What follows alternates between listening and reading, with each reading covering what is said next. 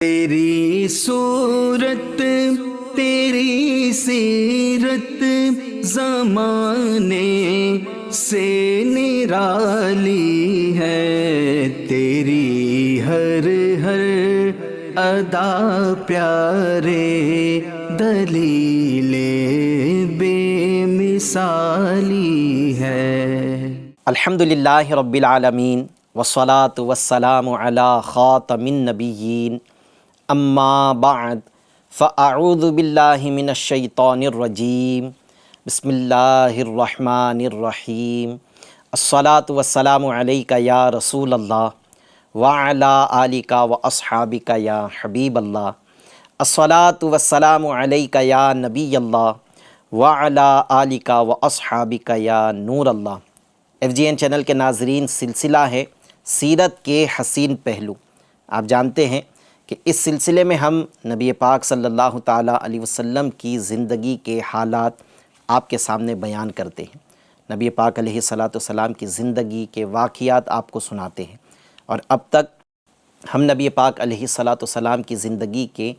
اس موڑ تک کے واقعات سنا چکے ہیں جب اللہ نے اپنے محبوب صلی اللہ علیہ وسلم کو ہجرت کی اجازت عطا فرما دی۔ اجازت کیا، یوں سمجھے کہ آپ صلی اللہ علیہ وسلم کو ہجرت کا حکم فرمایا۔ ہم نے گزشتہ سلسلے میں آپ کے سامنے یہ واقعات بیان کیے تھے کہ جب اللہ نے اپنے محبوب کو ہجرت کا حکم دیا تو آپ صلی اللہ علیہ وسلم حضرت ابوبکر صدیق رضی اللہ تعالیٰ عنہ کے گھر گئے اور آپ سے گفتگو کی اور ہجرت کی بات سنائی۔ نبی پاک صلی اللہ علیہ وسلم کی یہ بات سن کر ابوبکر صدیق رضی اللہ تعالیٰ عنہ نے اس سفر ہجرت میں رفاقت کی درخواست کی کہ میں آپ کا رفیق سفر بن جاؤں۔ پیارے آقا نے منظوری دے دی۔ حضرت ابوبکر صدیق رضی اللہ تعالیٰ عنہ نے اپنی 2 اونٹنیاں جو 4 ماہ پہلے خرید رکھی تھی، 4 ماہ سے کھلا پلا کر اسے اس سفر کے لیے تیار کر رکھا تھا، وہ نبی پاک علیہ الصلاۃ والسلام کی خدمت میں پیش کیا کہ یا رسول اللہ، ان میں سے ایک اونٹنی آپ قبول فرما لے۔ پیارے آقا صلی اللہ علیہ وسلم اس بات پر راضی ہوئے کہ میں تمہیں اس اونٹنی کی قیمت ادا کروں گا۔ حضرت ابوبکر صدیق رضی اللہ تعالیٰ عنہ بحکم مصطفیٰ اس بات کو مان گئے، اور آپ نے یعنی پیارے آقا صلی اللہ علیہ وسلم نے 900 درہم اس اونٹنی کے ادا فرمائے۔ پیارے آقا صلی اللہ تعالیٰ علیہ وسلم نے ایک مشرک شخص، اگرچہ وہ مشرک تھا لیکن علماء لکھتے ہیں کہ وہ راستوں کا بڑا ماہر تھا، اور اس کے ساتھ ساتھ وہ راز چھپانے میں بھی بڑا مشہور تھا۔ اس کا نام تھا عبداللہ بن اریقط۔ پیارے آقا صلی اللہ تعالیٰ علیہ وسلم نے اسے اپنے پاس اجرت پر رکھا اور یہ بات طے کر لی کہ 3 دن کے بعد غار ثور پر تم یہ 2 اونٹنیاں لے کر آ جانا، اور وہاں سے ہمیں وہ راستے جو عام مشہور راستوں سے ہٹ کر ہوں، جو خفیہ راستے ہیں، ان راستوں سے مدینے لے جانا۔ پھر پیارے آقا صلی اللہ تعالیٰ علیہ وسلم اپنے کاشانہ اقدس پر تشریف لائے۔ مولا علی رضی اللہ تعالیٰ عنہ کو حکم فرمایا کہ آج رات تم میری سبز رنگ کی چادر اوڑھ کر میرے بستر پر سو جانا، اور صبح مکہ کے رہنے والوں کی جو امانتیں میرے پاس ہیں وہ ان لوگوں کے سپرد کر کے تم مدینے آ کر مجھ سے ملاقات کرنا۔ مولا علی رضی اللہ تعالیٰ عنہ یہاں بڑی پیاری بات کہتے ہیں کہ آج رات مجھے یقین تھا، اگرچہ یہ بات معلوم تھی کہ مشرکین نبی پاک صلی اللہ علیہ وسلم کو قتل کرنے کا منصوبہ بنا چکے ہیں، لیکن وہ کہتے ہیں کہ مجھے یہ یقین تھا کہ میں آج نبی پاک علیہ الصلاۃ والسلام کے بستر پر اگر سوتا بھی ہوں تب بھی یہ مشرکین میری جان کو کوئی نقصان نہیں پہنچا سکیں گے، بلکہ قضاء الہی کے دوسرے ذریعوں سے بھی مجھے موت نہیں آ سکتی، کیونکہ آقا علیہ الصلاۃ والسلام کا یہ فرمان تھا کہ کل صبح مکے والوں کی امانتیں ان کے سپرد کر کے انہیں لوٹا کر مدینے میں آ کر مجھ سے ملاقات کرنا۔ تو یہ تھا کہ چاہے رات بستر پر گزرے یا دن میں کوئی سفر ہو، میں ہر حال میں ہر طرح کی قضا سے اپنے آپ کو بچا کر مدینے پہنچنے میں کامیاب ہو ہی جاؤں گا۔ پھر آپ نے اپنی جان اس رات نبی پاک علیہ الصلاۃ والسلام کی ذات پر قربان کرنے کا جو آپ نے دلیرانہ کام کیا، اس پر فخر کرتے ہوئے آپ نے کچھ اشعار بھی لکھے۔ وہ اشعار بھی ہم نے آپ کے سامنے گزشتہ سلسلوں میں پڑھے تھے، کچھ اشعار کے معنی آپ کے سامنے بیان کیا تھا۔ خیر، آپ نے ان اشعار میں حضرت ابوبکر صدیق رضی اللہ تعالیٰ عنہ کی رفاقت کا بھی ذکر کیا، 3 دن غار ثور میں جو وقت گزرا اس کا بھی ذکر کیا۔ پھر ہم نے علماء کی بحث بھی آپ کے سامنے بیان کی تھی کہ علماء ان میں کس کی قربانی، کس کا اپنے آقا پر جان دینے کا جو ایک جذبہ تھا وہ کس کا زیادہ بڑا تھا، کس کا زیادہ قوی تھا۔ وہ جو علماء کا اختلاف ہے، بحث ہے، وہ بھی آپ کے سامنے کی تھی۔ بعض مولا علی رضی اللہ تعالیٰ عنہ کی قربانی کو آپ کی نبی پاک علیہ الصلاۃ والسلام پر اپنی جان قربان کرنے کے جذبے کو بڑا مانتے ہیں، تو کچھ یہ کہتے ہیں کہ یہ بھی راستہ بڑا خطرے کا تھا۔ ابوبکر صدیق بھی جانتے تھے کہ مشرکین یقیناً جب اس بات کو پائیں گے کہ محمد عربی صلی اللہ علیہ وسلم اپنے کاشانِ اقدس میں نہیں ہیں تو یہ بھی مدینے کی طرف ہجرت کر گئے ہوں گے، تو وہ عام راستوں پر ہمیں ڈھونڈیں گے، اگر ہم مل گئے تو یہ ہماری جان کو نقصان پہنچائیں گے، تو نبی پاک علیہ الصلاۃ والسلام کے ساتھ اگر میں رہوں گا تو میری بھی جان کو نقصان پہنچے گا۔ اس کے باوجود اپنے آقا پر اپنی جان قربان کرنے کے لیے مولا علی رضی اللہ تعالیٰ عنہ کے ساتھ حضرت ابوبکر صدیق بھی تیار ہو گئے کہ میں بھی اپنی جان اپنے آقا پر قربان کروں گا اور ان کے ساتھ سفر کروں گا اور ان کی ہر جگہ پر میں حفاظت کروں گا۔ تو یہ بھی بڑی قربانی تھی، یہ بھی بڑی دلیری کا کام تھا۔ خیر، علماء بعض ان کے انداز کو بڑا مانتے ہیں تو بعض مولا علی کے انداز کو بڑا مانتے ہیں، لیکن ہوا یہی کہ پیارے آقا صلی اللہ تعالیٰ علیہ وسلم آج کی رات، یعنی جس رات مولا علی بستر پر سوئیں گے اس رات آپ نے ہجرت کرنا تھا۔ اس کے آگے کے واقعات کی یہ ہجرت کے وقت میں اللہ کے پیارے حبیب صلی اللہ علیہ وسلم نے چونکہ مشرکین اس کاشانِ اقدس کا محاصرہ کر چکے تھے، اسے گھیر چکے تھے، اب ان کے درمیان سے نکلنا تھا، تو کیا انداز تھا ہمارے آقا کا، پھر سفر میں کیا کیا معاملات آپ کے ساتھ ہوئے۔ پھر مولا علی رضی اللہ تعالیٰ عنہ کو بستر پر سلا لینے کے بعد میں پیارے آقا صلی اللہ علیہ وسلم جب اپنے کاشانے سے نکلے تو مکے کی سرزمین اور خانہ کعبہ کو دیکھ کر کیا کلام کیا، آج کے اپنے سلسلے میں ہم آپ کے سامنے وہ واقعات بیان کریں گے۔ آئیے وہ واقعات سننے سے پہلے درود پاک کی ایک فضیلت سنیے۔ پیارے آقا دو عالم کے داتا صلی اللہ علیہ وسلم نے ارشاد فرمایا، مجھ پر درود پاک پڑھنا پل صراط پر نور ہے،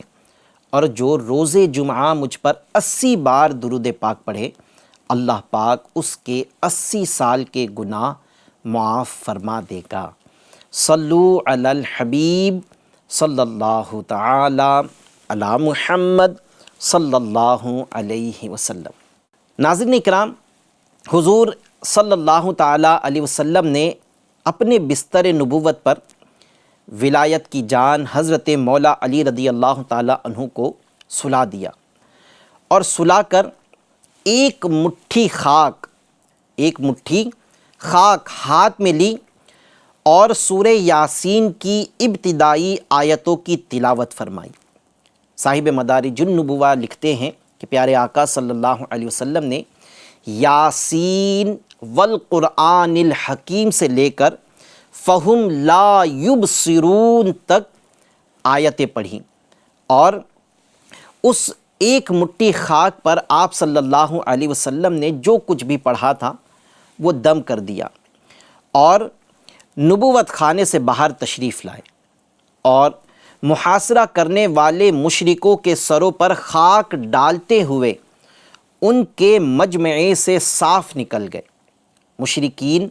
یہ دیکھ ہی نہیں پائے کہ نبی پاک صلی اللہ علیہ وسلم ہمارے درمیان سے روانہ ہو چکے ہیں، انہیں یہی لگتا تھا کہ نبی پاک صلی اللہ علیہ وسلم ابھی کاشانہ اقدس میں ہیں اور بس کچھ دیر میں یہ آرام کریں گے تو ہم ان پر قاتلانہ حملہ کر کے انہیں معاذ اللہ قتل کر دیں گے،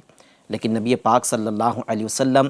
ایک مٹھی خاک پر سورہ یاسین شریف کی شروعات کی کچھ آیتیں پڑھ کر دم کر کے ان لوگوں کے سروں پر خاک ڈالتے ہوئے ان کے درمیان سے نکل گئے، نہ کسی کو نظر آئے، نہ کسی کو کچھ خبر ہوئی۔ ایک دوسرا شخص جو اس وقت اس مجمع میں موجود نہیں تھا، جس کی وجہ سے اس کے سر پر خاک نہیں پڑی تھی، اسے نبی پاک صلی اللہ تعالیٰ علیہ وسلم وہاں سے نکلتے ہوئے نظر آ گئے۔ وہ شخص کمر جھکائے ہوئے آیا اور اس نے لوگوں کو خبر دی کہ محمد صلی اللہ تعالیٰ علیہ وسلم تو یہاں سے نکل گئے ہیں اور چلتے وقت تمہارے سروں پر خاک ڈال گئے ہیں، کیونکہ وہ اس مجمع میں، اس محاصرے میں، اس گھیرا کرنے والے لوگوں میں شامل نہیں تھا اور وہ کہیں دور تھا، تو اس لیے اس کے سر پر جب خاک نہیں پڑی تو اس نے نبی پاک صلی اللہ علیہ وسلم کو جاتے ہوئے دیکھ لیا، اور جن جن لوگوں کے سروں پر پیارے آقا نے خاک ڈالی تھی، جو محاصرہ کر کے بیٹھے تھے، ان سب کی آنکھیں نبی پاک علیہ السلام کو دیکھنے سے عاجز آ گئی، اندھی ہو گئی۔ پھر اس نے آ کر، یہ کمر جھکائے ہوئے یہ شخص آیا اور اس نے خبر دی کہ تم یہاں کیا کر رہے ہو؟ تو وہ کہنے لگے کہ ہم نبی پاک صلی اللہ علیہ وسلم کے منتظر ہیں کہ یہ سوئے تو ہم حملہ کریں۔ وہ کہنے لگا کہ وہ تو ابھی تمہارے درمیان سے نکل گئے۔ جب اس نے بتایا کہ تمہارے سروں پر وہ خاک ڈال کر تمہارے سامنے سے نکل گئے، تو ان بخت کوروں نے اپنے سروں پر جب ہاتھ پھیرا تو انہیں اپنے سروں پر خاک اور دھول ملی۔ رحمت عالم صلی اللہ تعالیٰ علیہ وسلم اپنے دولت خانے سے خیر و عافیت کے ساتھ ان کے درمیان سے نکل گئے اور نکل کر مقام حضورہ کے پاس کھڑے ہو گئے۔ یہ مکے کی آبادی سے کچھ باہر کی طرف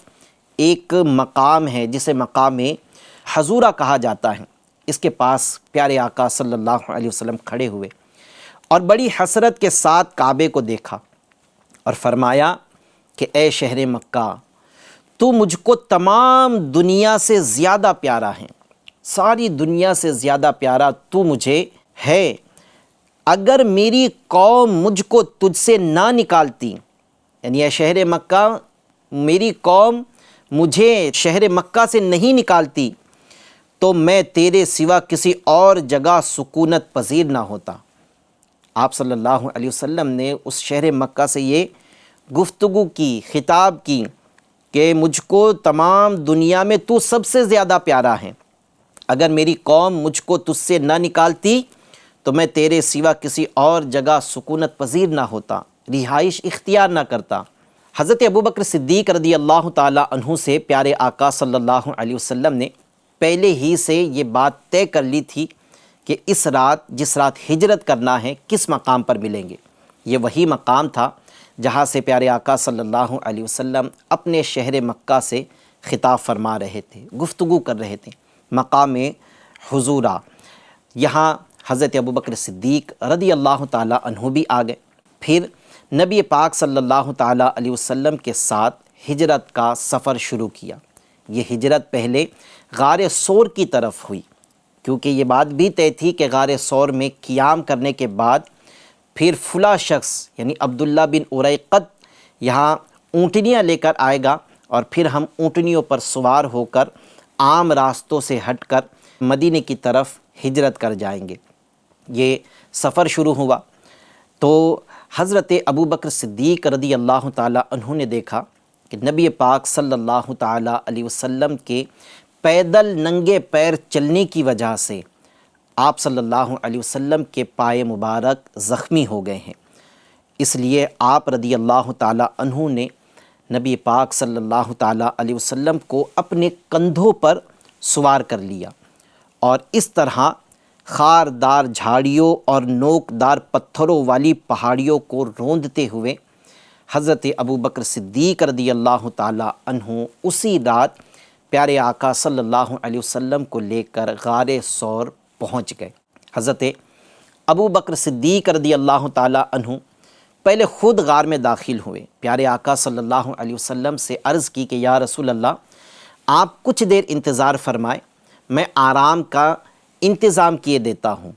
جو بھی دھول ہے، مٹی ہے، اسے گرد و غبار کو صاف کر کے اسے آپ کے آرام کے لیے تیار کر دیتا ہوں۔ یہ کہہ کر حضرت ابوبکر صدیق رضی اللہ تعالیٰ عنہ غار میں داخل ہوئے اور اچھی طرح غار کی صفائی کی اور اپنے بدن کے کپڑے پھاڑ پھاڑ کر، ایک روایت میں ہے کہ جو چادر آپ کے پاس تھی اس چادر کو پھاڑ کر پھر امامے کو پھاڑ کر غار کے تمام سوراخوں کو بند کر دیا۔ اس غار کے پتھر میں جو سوراخ تھے، آپ نے بعض جگہ چادر اور امامے کا ذکر ہے، بعض کتابوں میں آپ کے کپڑوں کا ذکر ہے، وہ پھاڑ پھاڑ کر آپ رضی اللہ تعالیٰ عنہ نے غار کے تمام سوراخوں کو بند کر دیا۔ پھر حضور صلی اللہ علیہ وسلم کو غار کے اندر تشریف لانے کی عرضی پیش کی۔ نبی پاک صلی اللہ تعالیٰ علیہ وسلم غار کے اندر تشریف لے گئے اور حضرت ابوبکر صدیق رضی اللہ تعالیٰ عنہ کی گود میں اپنا سر مبارک رکھ کر سو گئے۔ حضرت ابوبکر صدیق رضی اللہ تعالیٰ عنہ کی نظر ایک سوراخ پر پڑی جو بند کرنے سے رہ گیا تھا، یا کپڑے ختم ہو گئے تھے جس کی وجہ سے وہ غار کا سوراخ بند نہیں کیا گیا تھا۔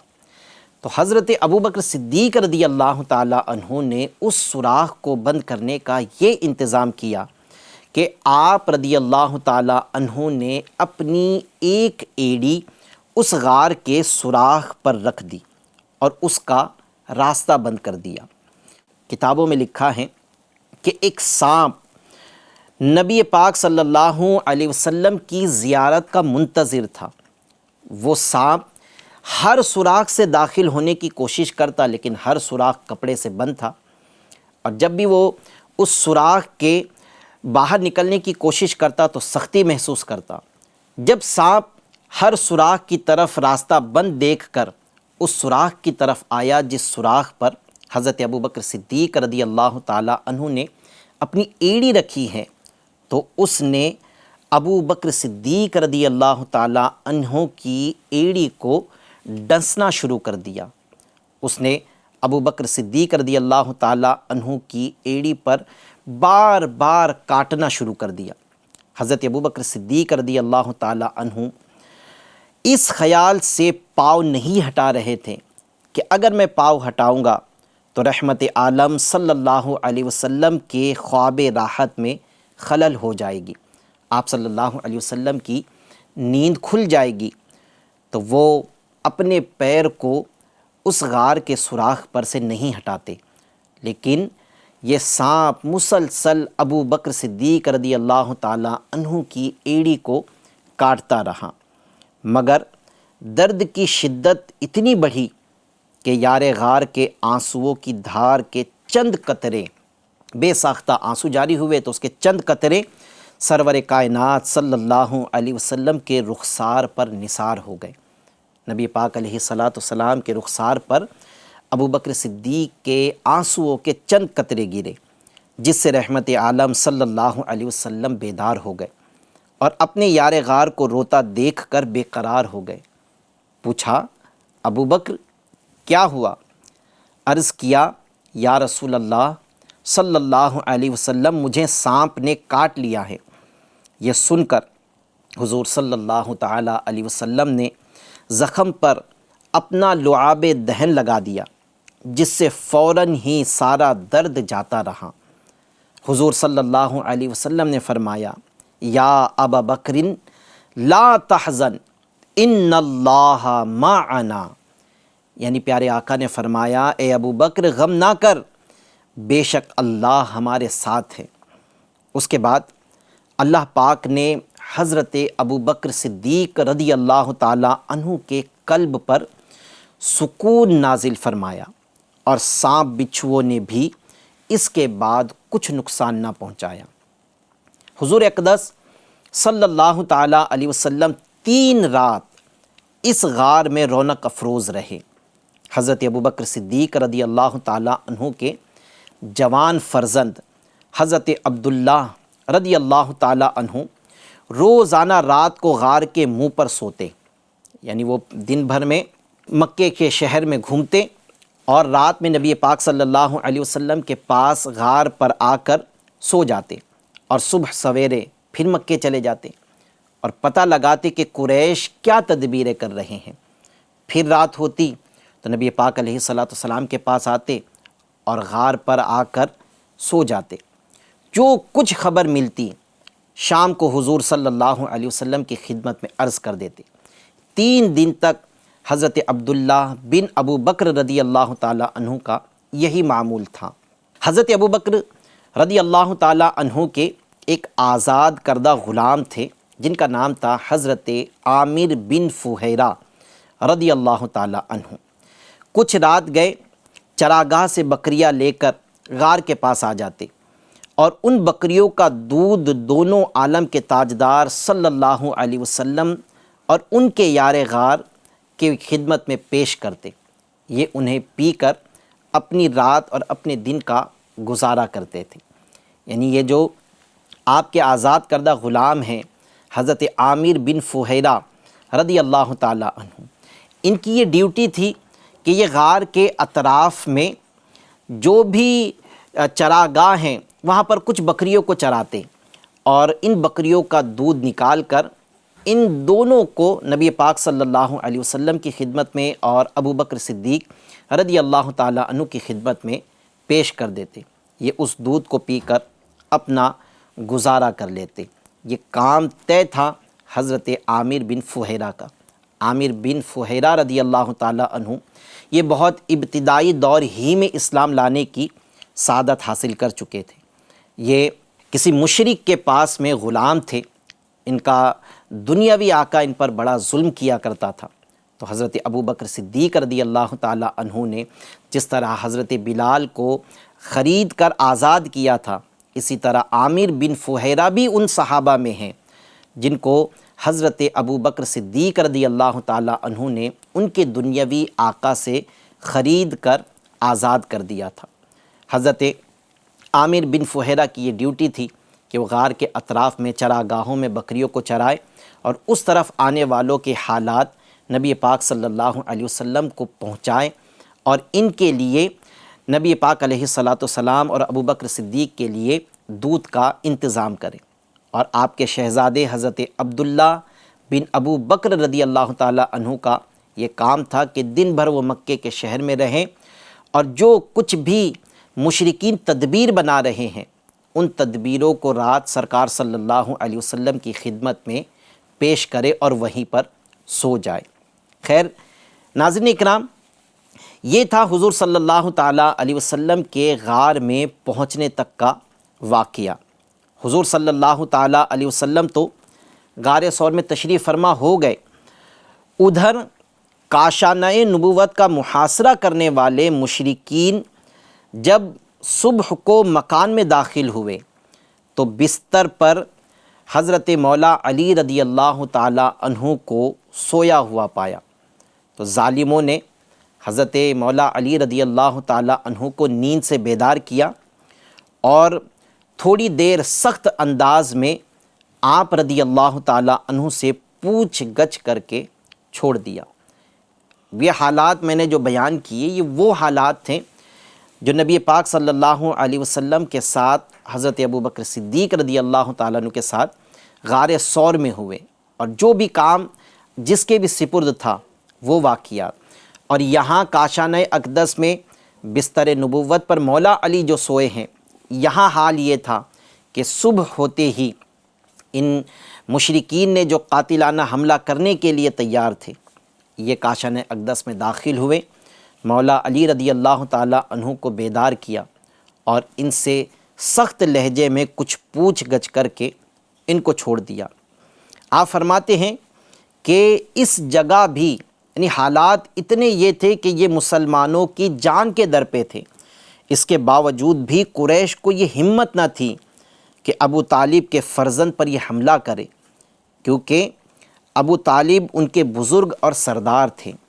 حضور اکرم صلی اللہ تعالیٰ علیہ وسلم نے حضرت علی المرتضیٰ رضی اللہ تعالیٰ عنہ سے فرمایا تھا، علی دل کو مضبوط رکھنا، یہ لوگ تمہیں کچھ آزار نہ پہنچا سکیں گے۔ اس لیے مولا علی رضی اللہ تعالیٰ عنہ کو اس بات کا یقین تھا کہ مجھے آج کی رات ان مشرکین کی طرف سے کوئی نقصان نہیں پہنچ سکتا، کہ میرے آقا صلی اللہ تعالیٰ علیہ وسلم نے یہ بات ارشاد فرمائی ہے۔ پھر مشرکین نے جب انہیں یہ بات پتہ چل گئی، ہم نے آپ کو یہ بات بتائی کہ ایک شخص نے آ کر یہ خبر دی ان مشرکین کو کہ محمد عربی تو ابھی یہاں سے نکل چکے ہیں، تو ان مشرکین نے حضور صلی اللہ تعالیٰ علیہ وسلم کی تلاش و جستجو شروع کر دی۔ مکہ اور اطراف میں چپا چپا انہوں نے چھاننا شروع کر دیا، یہاں تک کہ ڈھونڈتے ڈھونڈتے یہ غار ثور پر بھی پہنچ گئے، جہاں نبی پاک صلی اللہ تعالیٰ علیہ وسلم اپنے یار غار کے ساتھ آرام فرما تھے، قیام پذیر تھے۔ انہوں نے مکے کے چپے چپے کو چھاننا شروع کر دیا کہ کہیں نبی پاک علیہ الصلاۃ والسلام کو ہم پا لیں، لیکن علماء فرماتے ہیں کہ یہ غار ثور تک پہنچ گئے، لیکن اللہ تبارک و تعالیٰ نے اپنے محبوب کی حفاظت کے لیے کچھ ایسے انتظامات کیے تھے۔ وہ حفاظت کے اللہ پاک نے کیا انتظامات کیے تھے؟ پھر یہ مشرکین کس وجہ سے اس بات کو ماننے پر مجبور ہو گئے کہ نبی پاک علیہ الصلاۃ والسلام اور ابو بکر اس غار میں نہیں ہیں؟ علماء اس پر کیا فرماتے ہیں؟ انشاءاللہ عز و جل ہم اپنے اگلے ایپیسوڈ میں آپ کو وہ سارے واقعات سنائیں گے۔ پھر جب مشرکین غار ثور سے واپس چلے گئے، 3 دن کا وقت پورا ہوا، تو آپ صلی اللہ علیہ وسلم نے مدینے کی طرف ہجرت کرنا شروع کی۔ تو کون سا راستہ ہجرت کے لیے اختیار کیا، پھر اس راستے کے دوران کیا کیا واقعات ہوئے، انشاءاللہ اپنے اس سلسلے کے اگلے ایپیسوڈز میں ہم ان کا ذکر کریں گے۔ تب تک کے لیے میرے ناظرین ہمیں اجازت دیجیے۔ اللہ عز و جل ہم سب کا حامی و ناصر رہیں۔ صلو علی الحبیب صلی اللہ تعالی علی محمد صلی اللہ علیہ وسلم۔ تیری صورت تیری سیرت زمانے سے نرالی ہے، تیری ہر ادا پیارے دلیل بے مثالی